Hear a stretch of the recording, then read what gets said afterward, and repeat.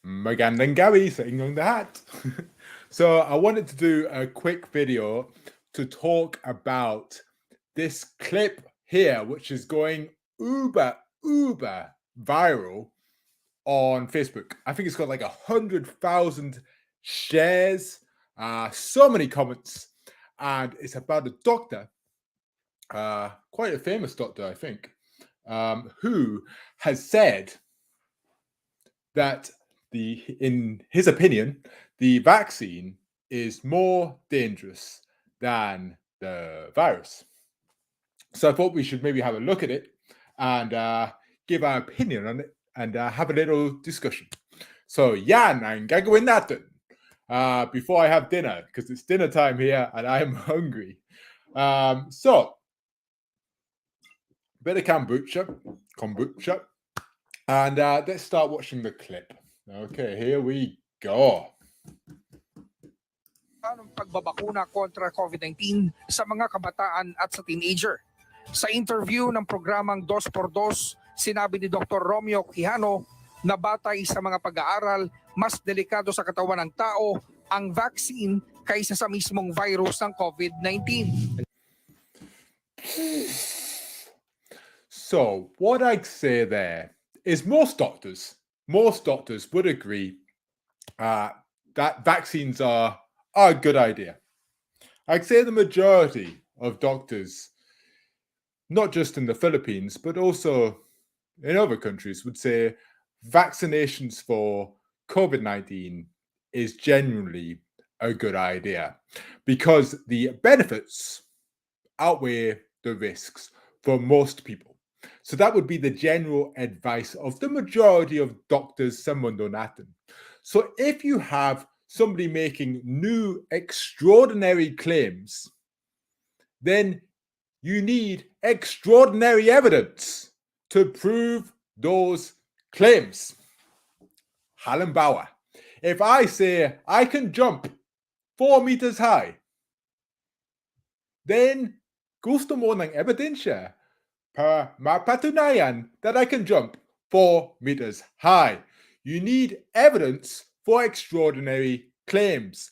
Pampahirang pahayag ay kailangan ng pampahirang ebidensya.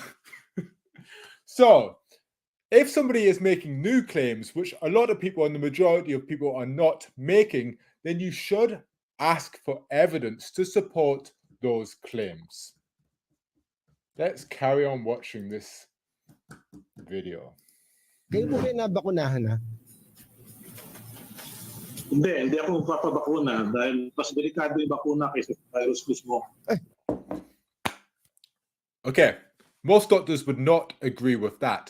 So if somebody states something of that nature, then you need to ask, ano ang ebidensya? You need to challenge those kind of statements, because those kind of statements are not the kind of statements that the majority of doctors are making. So when somebody makes claims of that nature, you should challenge it. I've noticed that, as a doctor who does a lot of debunking on YouTube and stuff like that, that it's very easy to make lots of claims. What's hard is to provide evidence to support those claims. So if somebody says, "Inom mo ito para magpapayat. Drink this coffee, it will make you lose weight," but there's not much evidence supporting that, then I would challenge those claims, challenge all claims. So here, Anthony is interviewing this doctor, Dr. Romeo, I don't know how to say his surname, Quijano, who's apparently, from UP Manila College Medicine. So he's obviously, well, I don't know, but it seems like he's from a respectable university.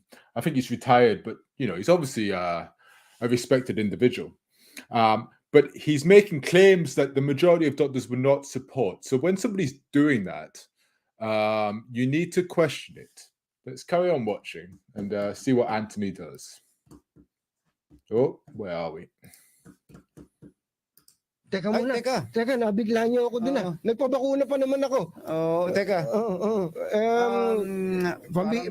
Bihira kaming makakausap po ng ganyan, lalo na doktor. Totoo nga, pakiulit nga ho, Doc. Kayo, Baka nagkamali lang tayo ng dinig. Oo. So, kayo ho'y hindi pa nagpapabakuna at ayaw ninyo? Oo, kasi nga sa aking pagsusuri, sa aking pag-aaral, Anong pag-aaraw? Anong pagsusuri? Those are the sort of questions you need to ask. Because maybe this study was just a small study. We need the evidence, because the reason we need the evidence is he is making claims that are not supported by the majority of healthcare professionals. Okay?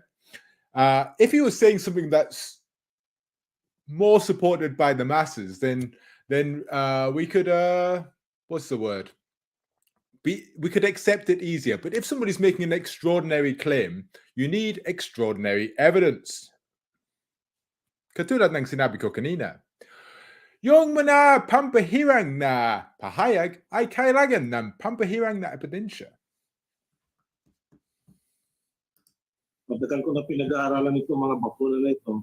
Mas delikado yung mga bakuna na pinapalaganap ngayon kaysa sa virus mismo.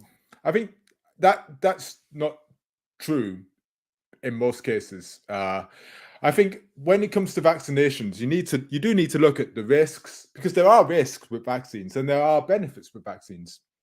And you need to look at the risks and the benefits with every individual patient. So I'm doing vaccinations for about 15 people a day of the AstraZeneca, and then I'm doing the Pfizer vaccines intermittently as well.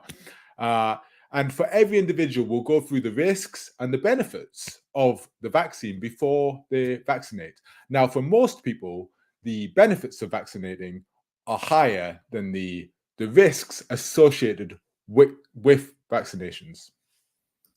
Kaya nga malakanit kung pati mga kabataan ay papakunahan din. Di bali kami matatanda dahil malapit na kami sa finishing line maski madisgrasya kami. So the risks in children generally are a little bit higher, KAYSA Semana Matanda. So in a way, I guess there's elements of them that's correct there. But so the risks and the benefit ratio change with age, right? So the benefits of being vaccinated when you're older are definitely higher than the risks, but the ratios do change when you become a bit younger. Hindi na masyadong kakalungkot. Pero yung mga kabataan, kapag sila na-disgrasya dahil sa walang pakundangang pagbabakuna sa isang... So you see what's happening here is, I've not watched the whole interview, but in my opinion, this gentleman's being allowed to talk and he's saying all these statements, but he's not being challenged. Now, a lot of these statements would not be supported by the majority of doctors, like I said before, but he's not being challenged. You need to challenge him. You need to challenge those statements. If you think na mali ang sinasabi niya, kailangan mo makialam. So you need to challenge any statements that you feel are not supported by your current belief. But in this case, he's being allowed to talk, and make a lot of claims. I think we saw something like this, with what was his name? Dr. Ron. So Dr. Ron, he does these, well, he still does these like 20-minute videos, just talk. And a lot of the claims and the things he's saying in these videos would not be supported by sound scientific evidence. But if you just allow him to talk, then he, and you don't challenge the claims, then sometimes he can sound quite convincing, right? I watched some of Dr. Ron's videos and you feel quite convinced by him because you're not challenging what he's saying. You have to challenge what he's saying and challenge every statement that he's saying. Ang delikadong mga bakuna ay talaga hindi tayo mapapatawad ng susunod na henerasyon. Binigyang diin ng doktor, professor ng UP Manila Toxicology and Pharmacology Department na mas mapanganib sa murang katawan ng bata at teenager ang bakuna. Anyway, what I thought was interesting about this chap was what was said at the end of the video. Let's just go to the end. I just want to show you what was said at the end. pa sa ibang mga mekanismo ng toxicity. Payo pa ng dalubhasa sa mga nag-aalala sa COVID-19, bata man o matanda, magpalakas ng katawan gamit ang turmeric, saluyot, vitamin C, virgin coconut oil, at gamot na ivermectin Ivermectin. Ivermectin. This guy's obviously an ivermectin supporter.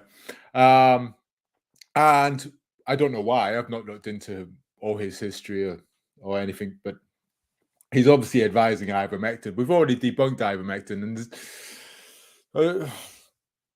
oh, pardon me, burped. too much kombucha.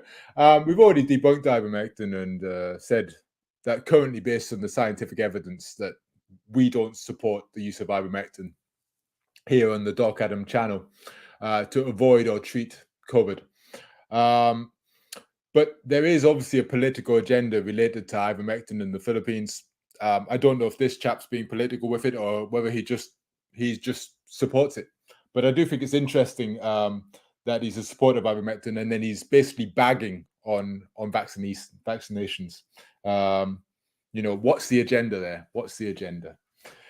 I don't know.